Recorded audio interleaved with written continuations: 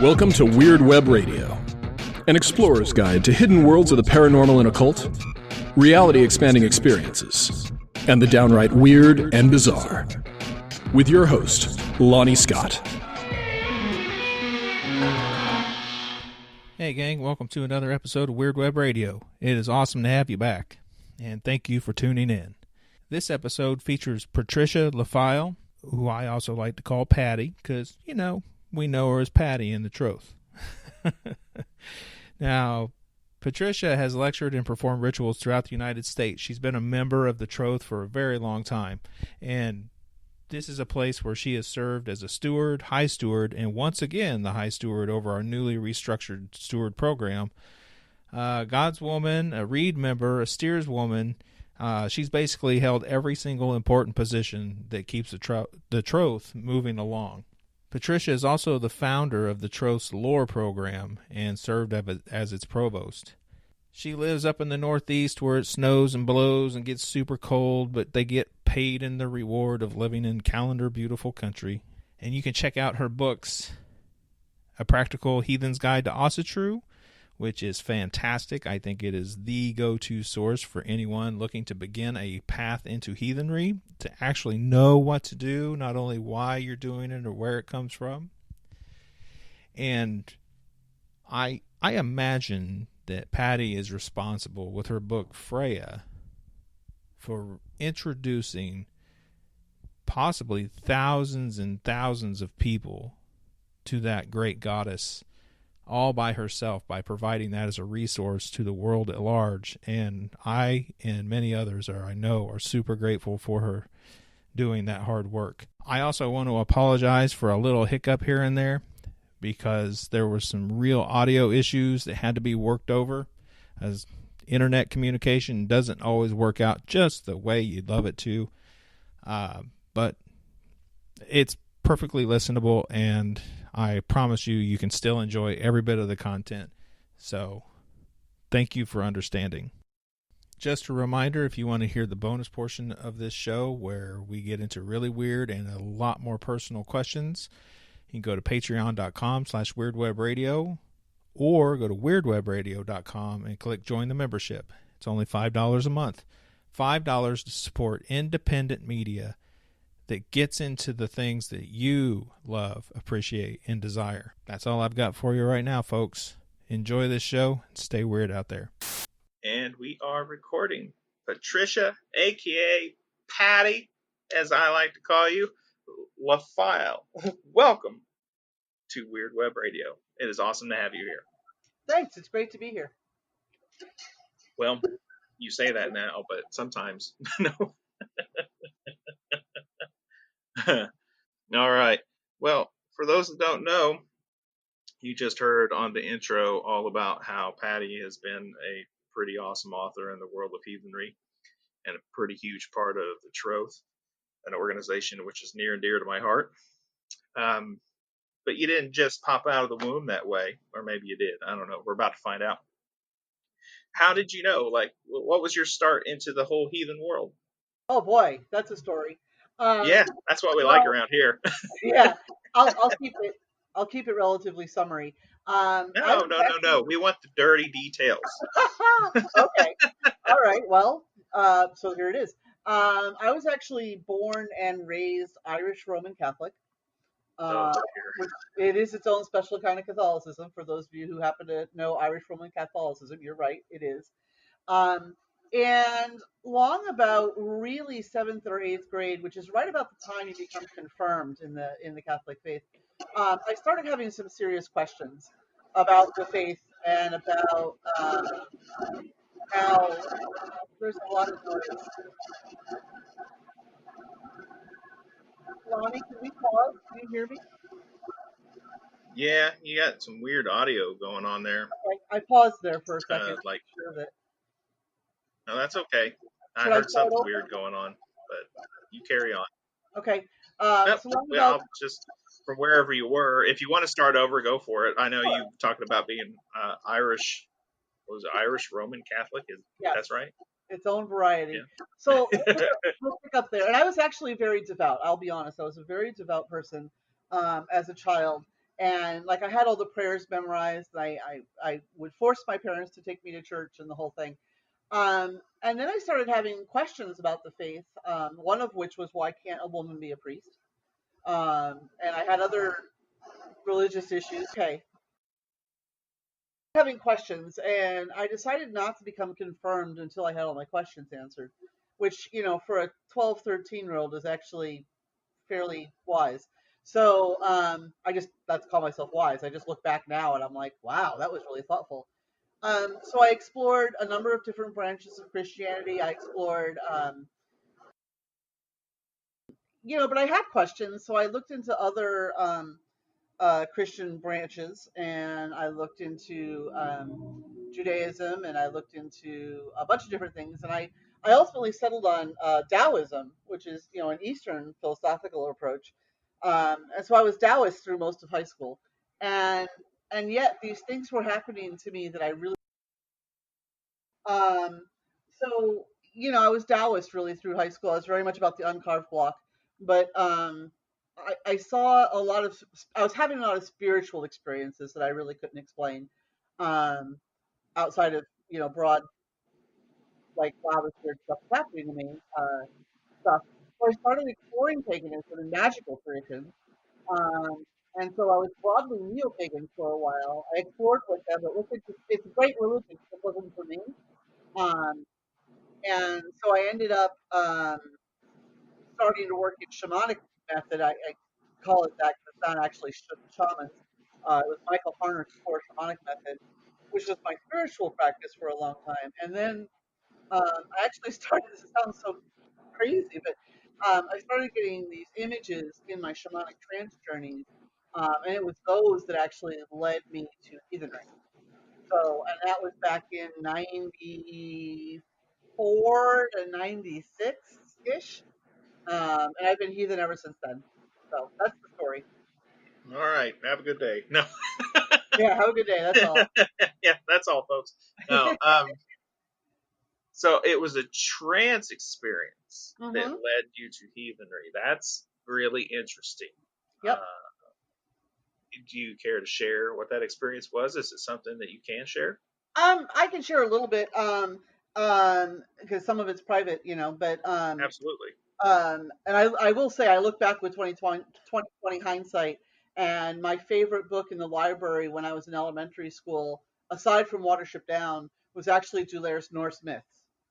Anyway, and when I was exploring Wicca, and they talked about, having the Lord and the Lady and being able to choose the deities with which you most resonate, I chose Frey and Freya. And in Buckland's Big Blue Book of Witchcraft is what I call it. There was a whole thing on learning, magical languages, and the one I picked up was the runes. So I've been dealing with the Elder Futhark since I was about 19, 20, I guess. 19, 20. Anyway, so I would have these, like, I would get this vision of an enormous tree right in front of me, which was not unusual because we're talking upper world, lower world journeys and the world tree and that kind of stuff. But I actually have in my notes from 1994 the words Yggdrasil mined the tree. Of course, Yggdrasil is spelled wrong. It's got a Z in it, because I was just writing what I heard. But I got like that kind of thing. And then I started seeing just a spear with an elaborately carved upper section. And it was just sort of spinning in the void, like this just sort of weird spear there. Strange. Um, and I had a spiritual teacher, like I said, this is a trance teacher, not a literal physical teacher. But she was I remember her being, I actually still work with her a little bit, very beautiful. And there was a shining light at her neck that was so bright that I could barely see her face. So, and she was the one actually that told me, what you're doing is called Seidhr, go find people who do it. So that kind of led me to a lot of reading. So I started doing a lot of reading. And at that point, I mean, this was the late 90s, really most of what I saw on the internet was Norse Wicca, which is fine. There's nothing wrong with it. Just wasn't my scene. It didn't feel right for me. And then, and a lot of racist stuff, quite honestly, which I obviously have nothing whatever to do with. So I honestly thought I was the only one of me um, for probably 5 or 6 years. Um, and so I sort of developed becoming heathen, and animism and polytheism go hand in hand. So my spiritual beliefs developed in that direction. And it was actually Lori Wood, who I met on a MUD, one of those multi-user dungeon tech thing games, who came out on a. She took a train about across the country, and she came out to Connecticut and stayed with me for a couple of days. And she left me a Troth flyer because that was when memberships were handwritten; they weren't automatic or internet based, rather. So she just sort of left it on my table for me to find, and I joined, and I really haven't looked back since. So it's all Lori's fault, I guess, is the thing It's to say all there. Lori's fault. I All Lori. promise. I can say this with absolute certainty. We are not the first two people to say that. No, absolutely not. But I love It's Lori to all death. Lori's fault. I'm not saying that in a bad way. I'm just, it's really, Oh, she's I the know. one that was that point. Because you come up with these points in your life, right, where like these sudden things happen and they end up being turning points for your entire future. And that was one of them for me, was just seeing that troll flyer and thinking, oh, what the hell, and signing up. Yeah, you're right. Yeah, there are these definite. It's especially the older we get and the more time you spend doing these things, you have that benefit to look back and Hmm. think, oh wow, it was this moment or it was this person or something that really turned the corner for me that led me down this winding path to where I am today. Yeah, And you, sorry, go ahead. go ahead. No, I was going to say another person for me. He unfortunately he died 10 or 12 years ago now, I think. Was my friend Alan Atwood, and I happened to go to a picnic that he hosted, and met him, and we hit it off. And he actually started running what he called his Weird 101 class, with four of us met with him in his living room, and we discussed, magical principles and core magic and topic ties and like all kinds of things. And invited rather, he invited Jeff Krusty over to teach us Michael Harner's method. And that was another, like, if I hadn't met Alan, who turned me into the magic thing, if I hadn't met Jeff, who got me into the shamanic sort of work, if I hadn't met Lori, who dropped me that trove flyer, I'm amazed by the people that I've had in my life that have really proved to be amazing points of focus. That's really cool. Mm. I can really resonate too with a lot of that, especially when you were talking about at a time in the 90s, looking on the internet, you kind of felt like you were the only one. Right? Oh man, can I identify with that problem and that challenge? Yep. Yep. And really, I spent a lot of years avoiding, getting involved with the heathen like world at large because my approach is always more about magic and sorcery and things like that, but with this heathen framework and like the way I plugged into it all made sense with like a heathen worldview. Hmm. And it wasn't until I found El Has a Blaze, well, like around 2005 or six or whatever it was, that I understood that I wasn't the only one. you know? And it's a really cool feeling when you find people like that. It is. It really is. In my case, it's even more ironic because the Northeast heathen community is loud and vibrant and public and has been at least since the 90s. So here I am in Connecticut thinking I'm the only possible person, and they're out planning East Coast thing already. And I had no idea who they were. So I had gone to a Troth boot in California in 2001. And that was the first even pagan event I'd ever gone to. I'd never even been in touch with general pagans that much. And then I found out about East Coast thing, and it was another one of those like, well, what the heck? I'll go check out these people and see what they're about.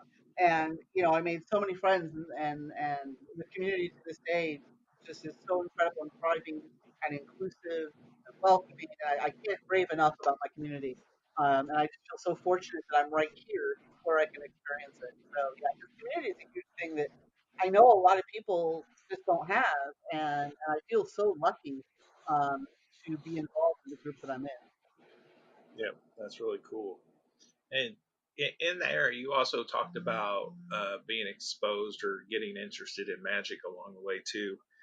Uh, what what experience did you have with magic that, I mean, beyond the obvious excitement of starting to read about something like that? Uh, when does it become a thing in your life where you know it's real? How does that happen? That's a gosh. I got to think about that. That's an interesting question. Because I was having all these like literal spirit interactions, like I was interacting with spirits in high school, but I don't know that I consider that magic in the sort of ceremonial way. Um, but once I started looking into paganism, I looked at, like, as I said, Buckland's Big Blue Book of Witchcraft and Scott Cunningham's Wicca for the Solitary Practitioner. And those books contained a lot of low end, easy magic kind of stuff, which was a great place to start. And I've always been, I'm very Vanic, I'm very organic, and I don't do high end ceremonial stuff, you know. But the idea of lighting a candle with intent early on, especially that kind of magic really caught on to me. Well, so, I mean, gosh, there was a book on candle magic. There was a book on color magic. These were all Llewellyn books um, back in the late '80s, early '90s that I was reading, and that's sort of what got me into it. And just um, the idea that I could work something in the world and that I did have some control over certain aspects of things. I never saw magic as the be all end all. And I still don't. I don't think that it is. I think that magic helps focus your intent, but if you don't do the work, it's never going to work. You know, Yeah. like I tell people all the time, I'm like, yeah, you can, use your incense and your oils and your carvings and set up a candle for a money attraction candle or something like that. But if you don't actually put out your resume to get a job, that magic's not really going to be effective. Yeah. You know what I mean? Because you're Yeah. not putting the work in um, as well. So that's the kind of stuff. And I tell people that all the time still. I'm like, if you're not going to do the work, it's not going to be effective. Yep. I Or agree. something horrible will happen, like your grandparents will suddenly die and you inherit all this money. I mean, that's not something you want to happen at all, right? Oh, you know, if Right. it Yeah. works, it's a horrible thing. So you don't want that. Um, but yeah, so that's always been my attitude on magic. And then I've always kind of kept the spirit work somehow in my mind. They're separate, although uh, more and more in my practice with Save, they all blend together. And I kind of figure if it works, you should use it. So that's what I Yeah. Let's talk about your spirit work, sure. because you said you've been working with spirits or experiencing spirits like from a young age. Hmm. If I heard that right, Yes, like very. when you experience spirits, how does that manifest? Are you physically seeing them with your eyes, hearing them with your ears? Are you getting them in visions, dreams? What form does it actually take? Wow. It sort of depends on the circumstances. I mean, when I was 12, frankly, I started using one of those Ouija boards. There you go. So there's all kinds of research out there about how we influence those boards, and I agree with all that research because I am a skeptic. But I started getting in these conversations, and then it became automatic writing, and then stupidly, frankly, because teenagers should not be doing this, in my opinion, it became spirit possession, and so in all of those ways, it kind of rolled out then. If I'm in a trance state, if I'm working, say, um, I I get visuals, um, but I also get feelings. I'm very, like, I catch emotions really well, and I catch presences really well. It's like if someone suddenly is coming up behind you, but you get a sense that they're there. That feeling, I get that feeling a lot, and it's like I just turn at this point. I turn on and I look and I say hello, and uh, whatever happens from there. But yeah, no, if I'm in trance, it's pretty visual and it's pretty visceral and emotional all at the same time. If I'm not in trance, it's more that sense that something's there, and it could be like we have a new apartment. I just moved into this apartment, and something happened.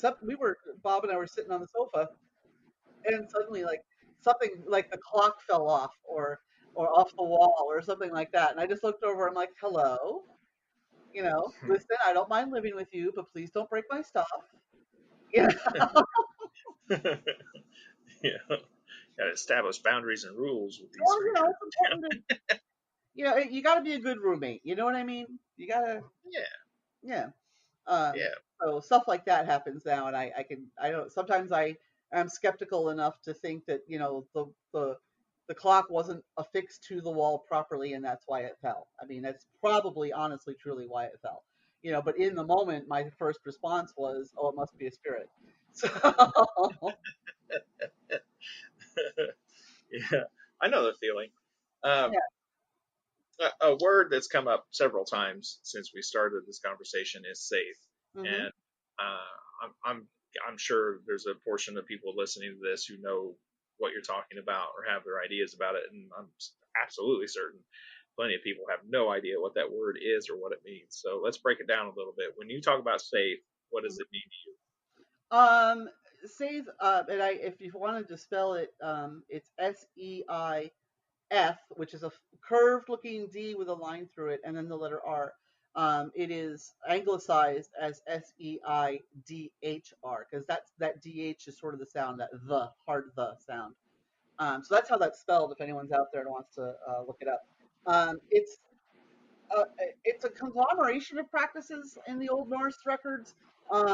You see things like a lot of people see it as what is actually more properly called spow or spay, which is the divinatory stuff, where the person, the practitioner, enters trance, people ask them questions, they give answers, and it's often divinatory in nature, or spirit intervention. So that's a part of it. Working with spirits of all kinds, so not just like animals and rocks and trees, but the dead, your ancestors, other people's ancestors, working directly with them. It can also be charms and spells and incantations, using runes as a part of Save in its own way, which is something that people challenge me on all the time. But frankly, I use my runes during Save, so there. Um, so it's kind of, for me, it's a really umbrella term, encompassing a whole lot of different Old Norse, Old Icelandic traditional magics, and spirit work. I know that's a very long-winded explanation, but it's a more complex term than I think it is perceived to be sometimes. It is a complex term, and So, in modern heathenry, it comes with its own amount of controversy, even sometimes, like problematic ideas, or just like who can do it, who can't, who does it right, and who doesn't. mhm. I mean, what do you think about all the different sort of combative, almost opinions around safe Yeah. practice thereof? I mean, I'm from Connecticut. We are people of opinion, and I am I am certainly a woman of opinions, and I try to be polite about my opinions because I don't see the combativeness as useful, really, because we all do it a little bit differently. Um, I personally treat save kind of like carpentry. I can certainly put a nail into wood with a hammer, and I can probably assemble some bookshelves, but I'm not actually a carpenter, you know?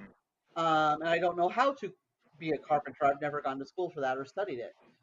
Save to me is a very similar thing. It's a method, it's a practice, and people can use it for many different things, but not all of us are experts. Not all of us need to be experts. I think that I mean, to be honest, I went through a real hard time with depression and anxiety, and I have them still, but they're more under control now. But when I was really in that bad place, I did not work safe because I wasn't sure if I was working with the actual spirits or just sort of the manifestations of my own depression. You know what I mean?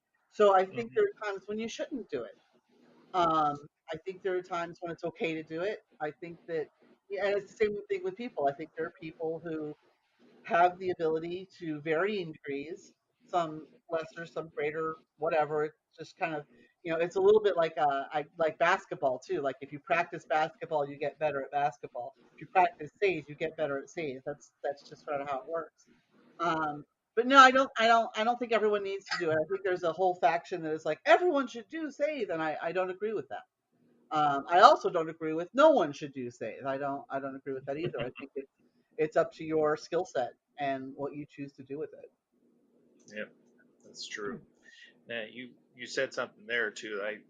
I'd like to dig deeper into if it comes up, Hmm. and that was, and I think it was very wise of you to recognize you're going through a depression episode or state, that perhaps it's not the best time to go attempting spirit communication Hmm. because you're not able to discern between manifestations of your mind and the spirit. Right. I would like to press further and ask, at any point that you're communicating with spirits, how do you make that discernment between manifestations of your mind and actual communication with the spirit? Oh boy. That's um, hmm.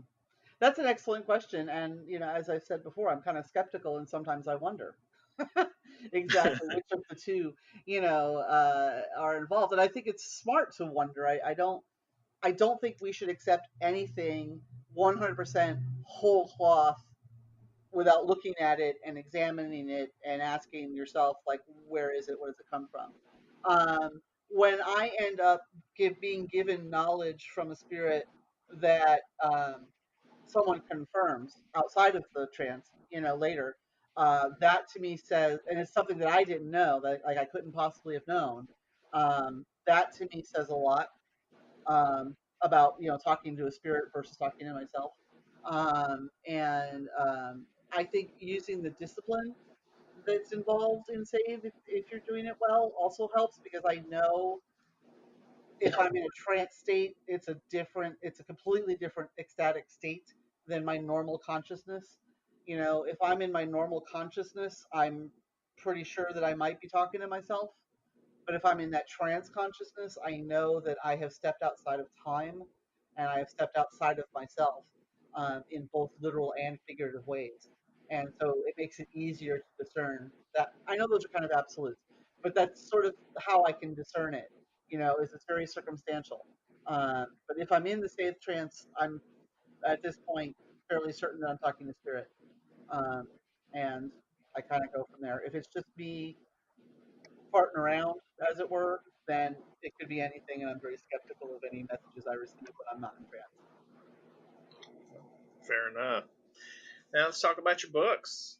Sure. Miss Patty is a wonderful author. By the way, this is how I learned about you and found you. Even before I became a member of the Troth years ago, I read your book about Freyja. Hmm. Believe that was your first book, yes? Yes, it was. Yes, it was.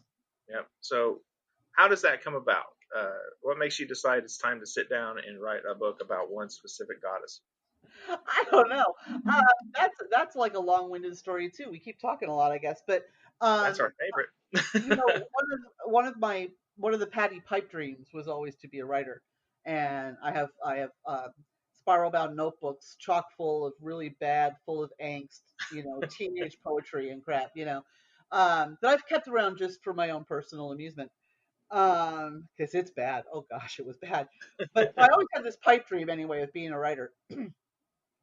And what was happening with me at the time that I began thinking about the Freyja book, especially, was um, I was really sort of being torn in some ways between Freyja and Odin. I have a deep connection to Odin to this day. I am oath sworn to Freyja, so that's a different type of relationship. Um, but I was like, you know what? I want to know more about Freyja because Odin, there was information all over the place, but nobody talked about. Well, people talked about Freyja as loving sex and collecting amber. Well, this can't be all right. So I started doing research on my own, and it slowly kind of came into my mind that I could do this. And then Anne Groa Sheffield actually wrote her book, Frey, God of the World, which, by the way, is an excellent book if you want to learn about Frey. It's awesome. And I saw that and I read that and I was like, my goodness, people need to read something like this about other gods and goddesses, you know. So I sort of framed my book um, in a similar way to the Frey book, where neither one of them is strictly speaking a devotional book like we have devotionals today. Both of them are research based, mostly scholarly. I include UPG in mine. That's unverifiable personal gnosis. That's the stuff that comes into your head inspirationally. And Anne pretty much did not do that at all with hers. Um, and but yeah, it just sort of seemed to me important that this book happened. Um, and then when I got to shopping it around, and that actually, frankly, that helped me confirm my relationship with Freya was as deep as it was because I did this, as a gift to the community and as a gift, to her to get her information out. Um, and I shopped it around a little bit, and it's such a niche market book. I mean, it's one book about one goddess. It's not very thick. If you've seen it, it's not a very long book. So I finally ended up deciding to publish it myself. And I don't know, there it is, and suddenly I had a book. Uh, A book was born a and book, heavily referenced and often suggested still today. That must make you feel good. yeah. And you know what? It's so funny because, and this is probably my own personal insecurity talking, but I'm always like, me, really, honest? Yeah. Are you Yeah. really my book? Like I get, and I'm grateful. I mean, that's like the biggest emotion that I have is just gratitude. I'm so grateful that people get something out of it, and the other book too. And I'm so grateful when I hear that it was useful to the people that I talk to. Like this really helped my practice. It really helped me understand. It really helped me develop. Blah blah blah. Whatever they're saying. Yeah. What I really feel most is gratitude that I could be the right person for them in that moment. Makes sense. And when you were doing the research on Freya and compiling the book, what was something that you learned about her that was surprised you?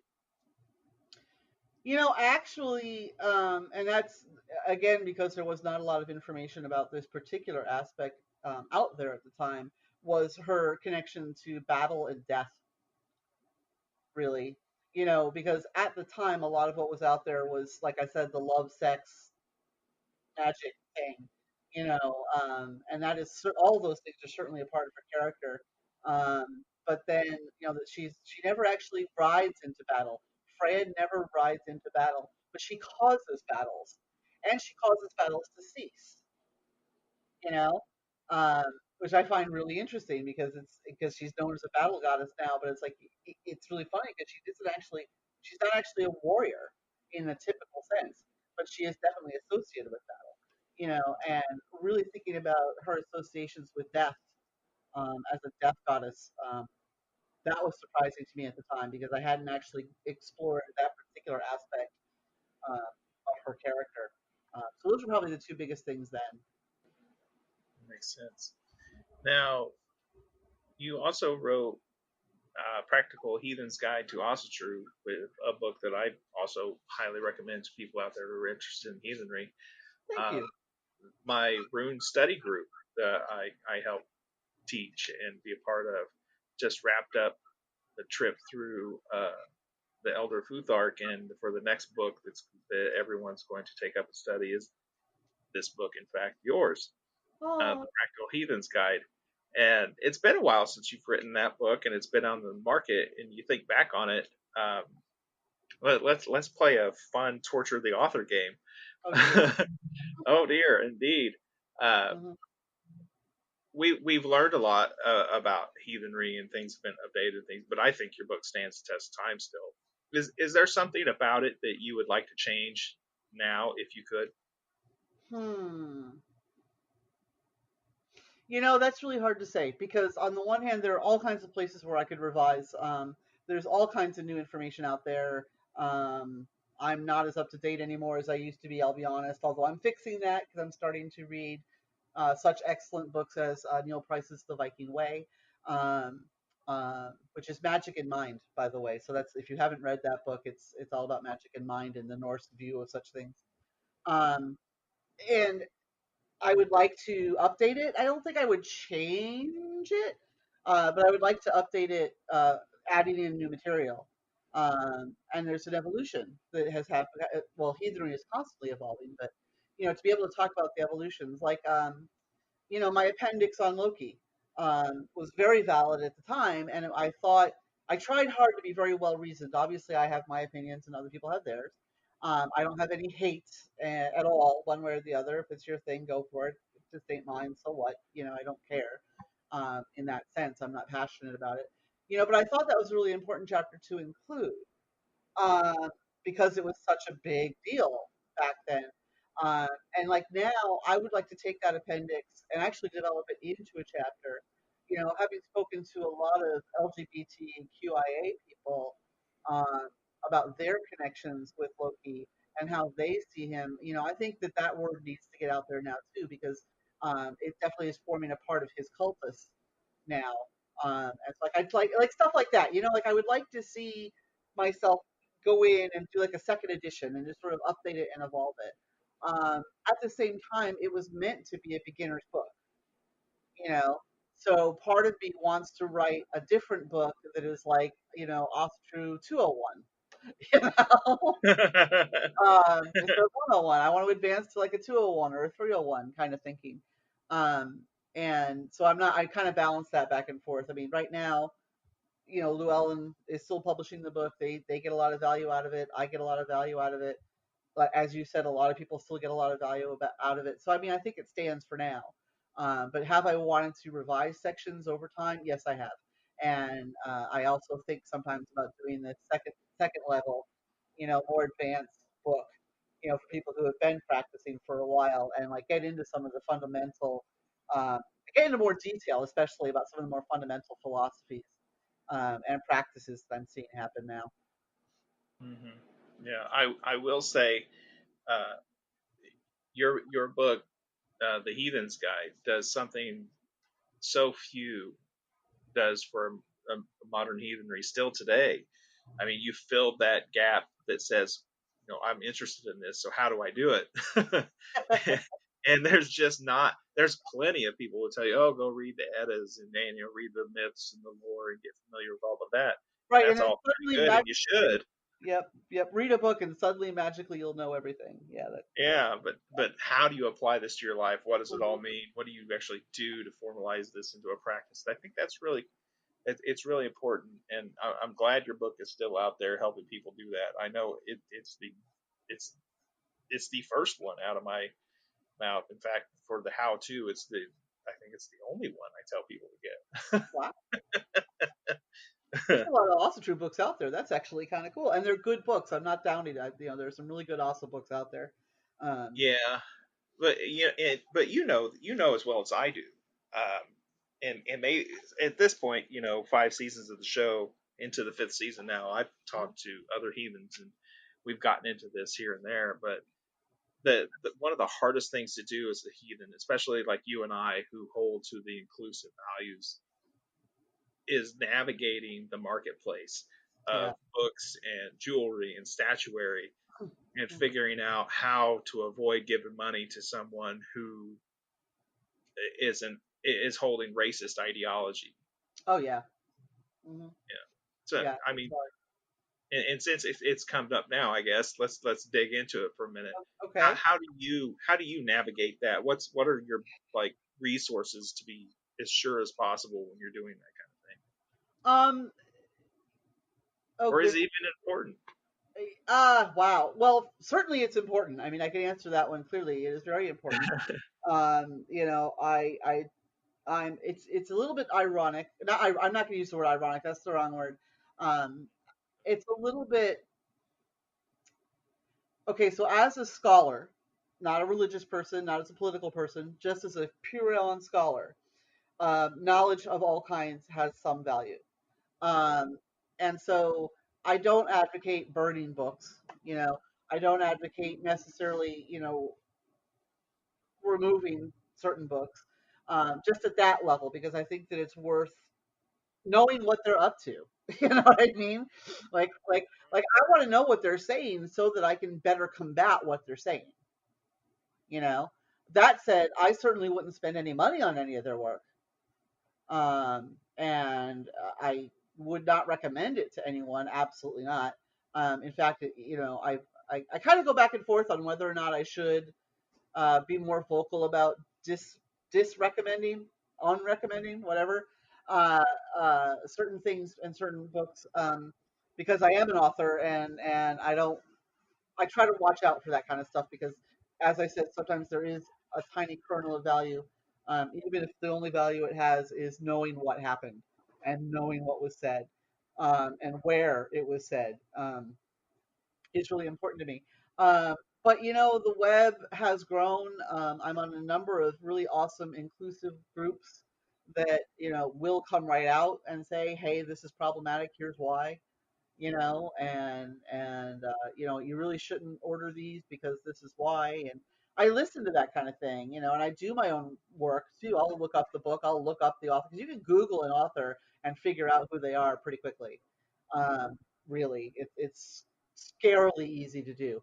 And so those are some of the sources. Like I personally, if it's an author I've never heard of, I go to Amazon, I look up their book, and then I Google their name and I see what they've been up to and who they associate with, and whether or not they've got swastikas all over their Facebook, for example. And that will tell me a lot. Yeah, you're right. Yeah.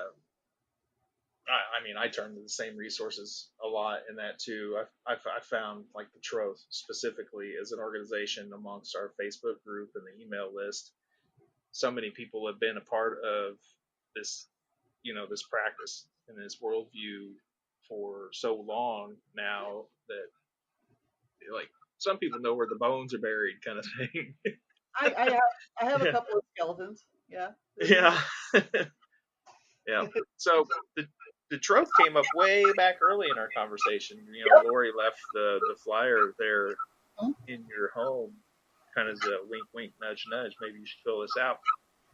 And you've been a big part of the Troth for a long time, holding several important positions along the way.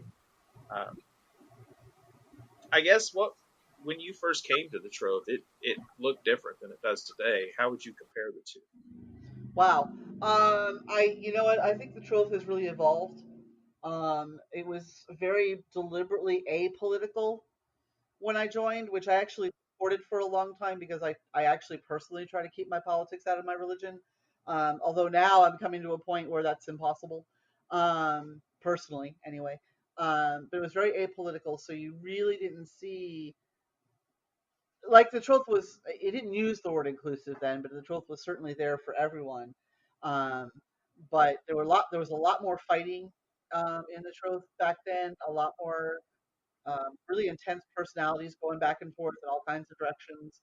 Um, and I see us more, and I blame Rod Schreier for a lot of this because he has really done in his term as steer um, amazing things to turn the ship around and really give us a focus uh, in ways that I don't know that the Troth had a focus before. Um, because when I joined, it was a resource and it was just a place where you could go to meet people.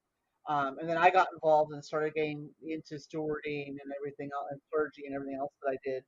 Uh, and Rod Landreth actually promoted the idea that we be a resource for heathenry, uh, which Stephen Thorsman promptly said he took credit for, but it was actually Rod. Um, and because Rod doesn't give enough credit, he really doesn't get enough credit. Rest his soul. Uh, uh, but seeing us as a resource for heathenry, I think, was a major step in the Troth identity. And then we went into like the publications and the e-list, the steward program, and all that kind of stuff really grew. But now I really feel the Troth has a direction. And yeah, we're still a resource for heathenry. Excuse me, which I think is one of the things we do best. Um, but at the same time, it's like we are the spear point for national organizations that want to promote inclusive heathenry. And that is, as we've seen, especially in America, so important to be that out there, and be vocal, and be supportive of inclusive heathens. And I'm really impressed actually with. I stepped away for a little while, but now I'm back, and I'm very impressed with how far the Troth has come since because I joined, like I said, 2001, 2002. I'm gonna say 2001, two. Anyway, yeah, a long time ago, and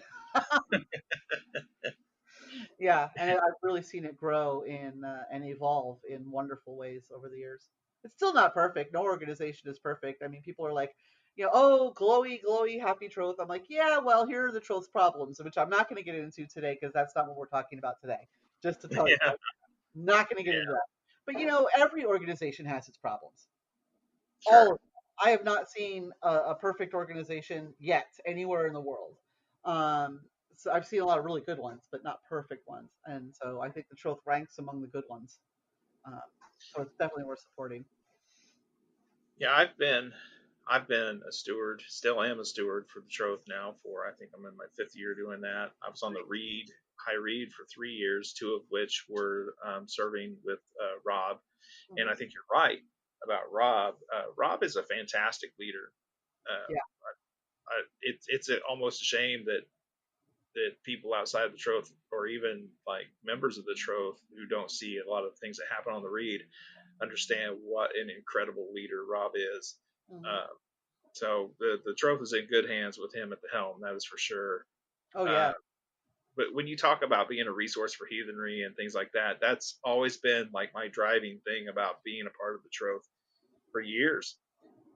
I would point people on pagan forums and things, that were looking for, you'd see a post and this is what happened a lot.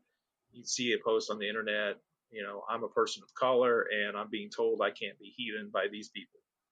Right. Which is absolute bullshit. Yep. And but for that person, just to be brave enough and still care enough to post on a forum or somewhere for help, like I feel called to this and I would still want to figure out what this means to me.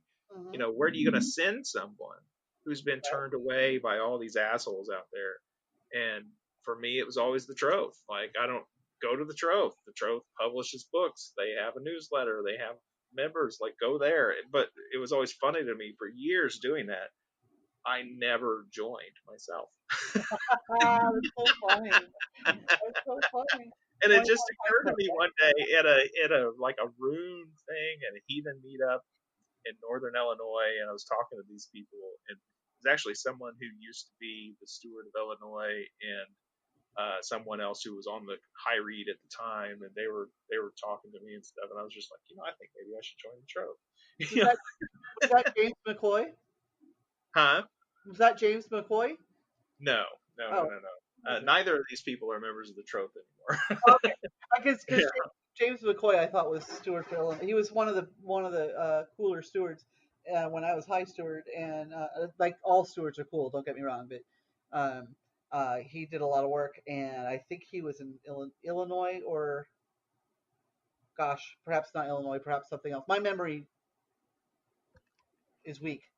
Is the best way to put it. Yeah. How does Odin put it? Which one does he fear will not return? Yeah, yeah. I got some Munin problems now that I'm old. But he was always out there, so I wondered if it was the same person. That's all. Yeah, no, it's all good. Oh man, so you've been at this a long time, and part of the growth of the Troth and the inclusive mission that it holds. You've published your own books. You've provided resources to modern heathens so they can practice in any way, deepen their relationship with specific Goddess Freyja.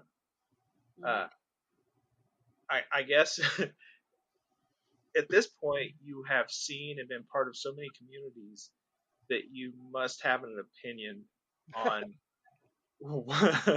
And you did say you're an opinionated woman. Yeah.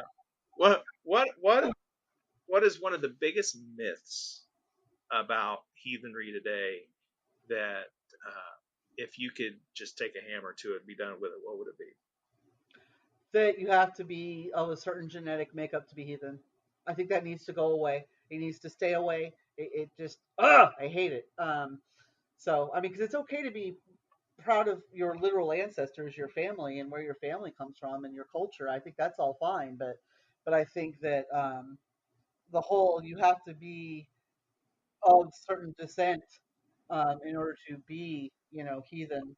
Um, has led really to the whole rise of Nazism that we see today and racism that we see today. I mean, let's be honest, the people that founded heathenry in the United States weren't glowing members of society. Um, and so we've gotten away from that, and I think we need to stay away from that. But that pervasive sort of, oh well, my grandfather's from Denmark, so it's okay, needs to just end. It just needs to stop. We need to get rid of that altogether. How do we do that? I know we provide resources and materials through like the Troth and publications. You yourself have written books, Mm-hmm.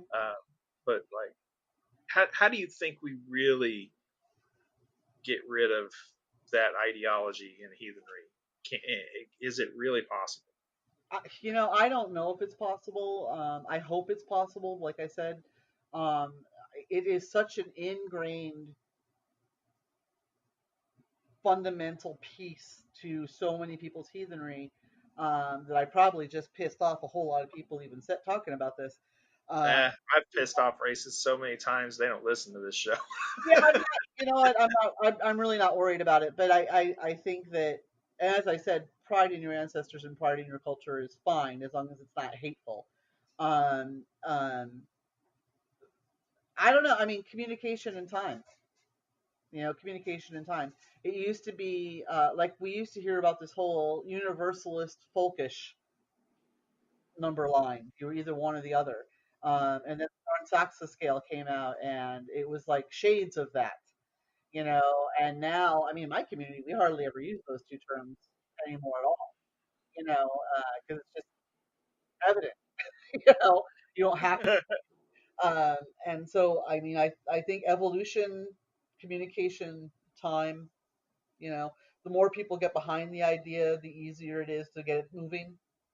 It's like any other movement, I guess, in that sense. We got to get buy-in, and we got to get people publishing about it, and we got to get people talking about it on Facebook and on email lists if they even exist anymore. And we got to really start talking out that problem and why it's so problematic.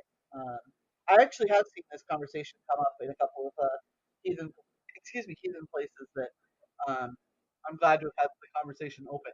So yeah, over time. Yep. Well, I'm glad you're out there part of that fight. You bring a great deal of experience and that lived wisdom Hmm. that can help navigate through all that kind of madness. So, I mean, I for one personally thank you for everything you've done.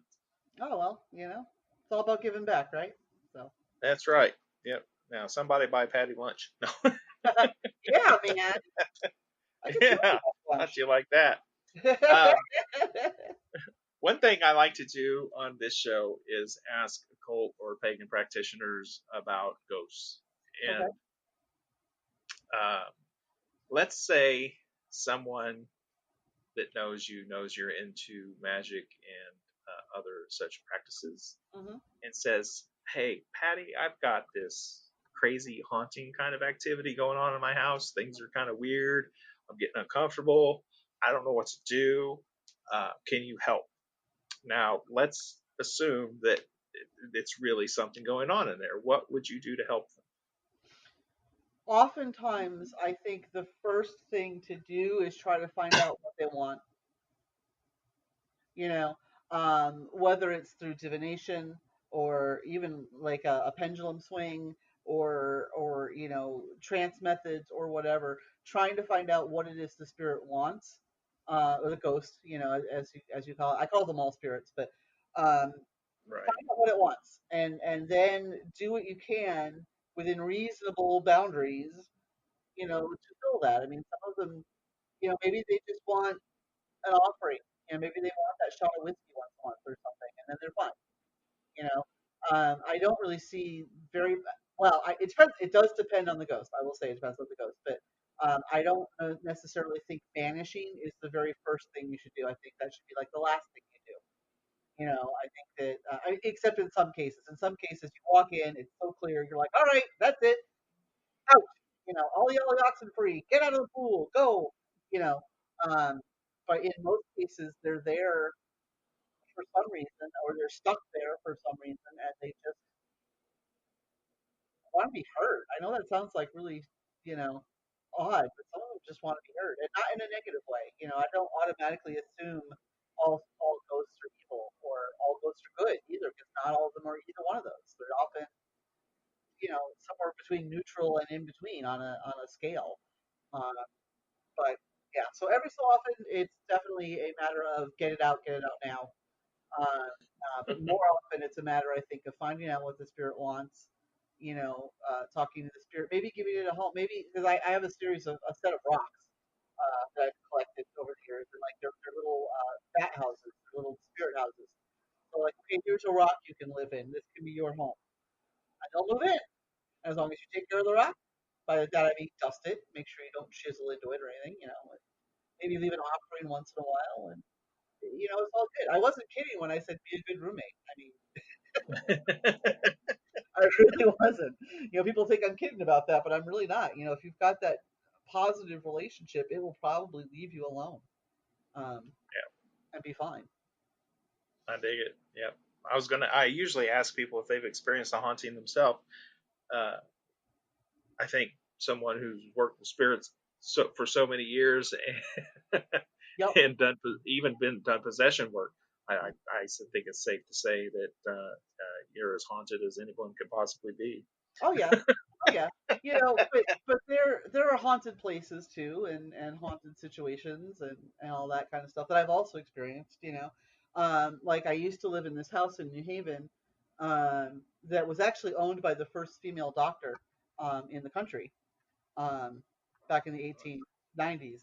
And for some reason, when you're at the top of the stairs in that house, it feels like someone's going to push you. You know, so I was concerned because I was like, "You ain't pushing me down damn stairs," you know. Um, and really, as it turned out, it wasn't pushing; it was a panicked sort of "hold on," like "wait," that sort of reaching out to grab someone to pull them back to keep them safe. And it was just being misinterpreted because it was a very panicked. It is a very panicked feeling, you know, but it was sort of being misinterpreted. And once I figured that out, I was like, oh, all right, well, thank you very much. And I would, thank that spirit when it felt that way. I'd be like, thank you for keeping me safe. And it all went away. It was fine, you know. So Yeah. Well played. yeah, Yeah. And speaking of places, every place has its own history, whether they are those haunted places or just legendary people in the past, landmarks of significance, or even places of power. yeah. So, thinking of places that you've lived, what would be one of your favorite pieces of local folklore or local landmarks that others could possibly go visit? Oh gosh. You know what? Actually, I will give you the Devil's Hop Yard. The Devil's Hop Yard is a state park now, and it's gorgeous. It's a beautiful park. It's in Haddam, Old Line, Haddam, I think. And anyways, fairly easy to find. It's absolutely beautiful. There's a covered bridge, you know. But the rumor back in the day was that it was the Devil's Playground. And there's a waterfall, and if you look over the top of the waterfall, there are these little perfectly round indentations all over the rocks. They're completely natural. Um, I mean, there's the kind of like when there's a rock and it just sort of spins in water and it kind of forms a hole. Um, it's pretty much those, really. But those are called the devil's hoof prints, you see. Uh, so the devil was certainly dancing on the falls. And then there's a cave somewhere in there. It's quite a hike away. That actually has that luminous lichen inside it. So they call that the devil's oven. You know, and it's just a beautiful place. It's literally one of my favorite places in the state to go to, and it does have that folklore attached to it. And it's actually kind of. I have not personally seen the devil there, but I'm just saying, but yeah, it's really fun. There's pavilions and picnic areas, and there's camping. It's really primitive camping. No showers or flush toilets or anything. Just primitive tent camping. But it's a fun place to be, and I like the energy there. We've done a lot of pagan stuff there over the years, so it's got sort of it's just a nice energy. It's a nice feeling to it. Very cool. Well, we've kind of come towards the end of the regular part of the show. Okay. So if there is something that I should have asked, something you'd like to talk about, or something that I did not cover, now would be a good time to do it. And if you don't, just go ahead and share some parting thoughts. Wow. Yeah. You know what? We went all over the place, and I like it. Yeah. I think we've covered. I mean, I'm an easy person to interview in that I will cover where you're going. So I think we've covered enough for this. We got at some of the major issues in heathenry today, and that was good to get into. And I've had fun. This is great. So thank you for inviting me. Awesome. Well, I really appreciate you taking the time to be on the show. Where can people find you? Nowhere. No, I'm kidding. I actually, believe it or not, I had started a website back in the dark ages and never completed it. So if you happen to see borewriter.com, know that it is defunct. So don't look for me there. But you can find me through the Troth, of course. I'm on that. I'm a member of the Northeast Heathen Community Facebook group, and on my own, I do have an author Facebook. It is Patricia Lafayllve as an author page, so you can sign up to that. Those are probably the easiest ways to find me. Awesome. All right, folks. I don't usually do this, but since it's a special occasion with Patty being an actual elder of the Troth, I'm a steward of the Troth, former reedsman of the Troth. I'd like to take this opportunity to remind you out there, if you are interested in inclusive heathenry, the values, the goals, and the sharing of resources that further strengthen the idea of inclusive heathenry, then come check out the Troth. Give us a year of membership. Try us out. See if we're worth your time and your effort and your energy. And I hope you stick around. You'll find Patty in there, has been like the last several Fridays, doing lore chats and things live. So that's been a great resource as well. So come join us in the Troth. Yeah, I think if you're interested in heathenry, you'll find your time well spent and worth the effort. Thank you for tuning in. As always, we are going to go into the bonus portion of the show. If you want to hear just how weird it gets in there, you're going to have to go to weirdwebradio.com, click join the membership, or go to patreon.com/weirdwebradio. Come find us there. Stay weird out there, my friends. And it is bonus audio time. Are you ready? I am ready. Patty says she's ready. She's ready. First question around here is always the same. What famous person's resting place do you most want to visit? Oh gosh, what famous person's resting place? Do you want to hear how they just answered that question? What famous person's resting place would you most like to visit? That and many others, including what they think about the afterlife, what they may or may not do in cemeteries, what are their traditions, magical practices that have to do with the dead, folklore that surrounds their homes, and so much more, available for only $5. $5 a month. Even if I make more than one episode in a month, it's still just $5 a month at patreon.com/weirdwebradio, or go to weirdwebradio.com and click join the membership. You can find me on Instagram at weirdwebradio. You can find me on Facebook as Weird Web Radio, or come join the new, fun, and exciting Weird Web Radio Facebook group. Thank you again for being here. Stay weird out there, my friends.